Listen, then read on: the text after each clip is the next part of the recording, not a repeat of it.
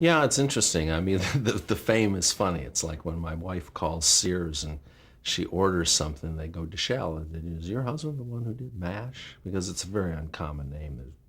I don't think there's 20 of us in the country. And so that, and plus almost all of my patients knew that I had done it. And, this is Los Angeles. So people read credits in this town, I don't know if the people in Detroit read the credits, but out here people read credits. So it would be, like my nephew lived in the valley, and he says, the reason I think I'm going to move to the city is every time I go in somewhere, they say, are you related to? So there was a certain stardom, quote unquote, that came along with it. And then of course being on the news and being on television kind of added to that. So, and the thing is, and I think a lot of it is because the name is different. There are very few Dishells out there. We're the only Dishells in Los Angeles, and the only people with the name in Los Angeles is either my family or my nephews or nieces. So that's it.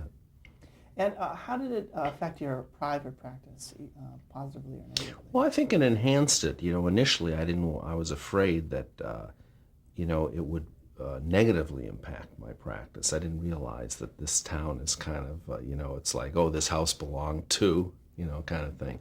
And, to me, what the hell kind of a recommendation is it? Oh, you should go to him to have your nose done. He's the medical advisor for MASH. I mean, to me, that's fairly ridiculous. But in this town, I mean, it is a little bit different.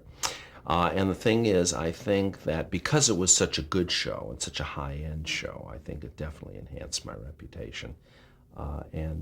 Most people, it's funny, when I meet people, a lot of times they'll say, this is Dr. Shell, he was the medical advisor for, and it's normally, they don't say the medical advisor for Trapper John or Medical Center or any of the myriad of shows I've done. It's basically the medical advisor of MASH.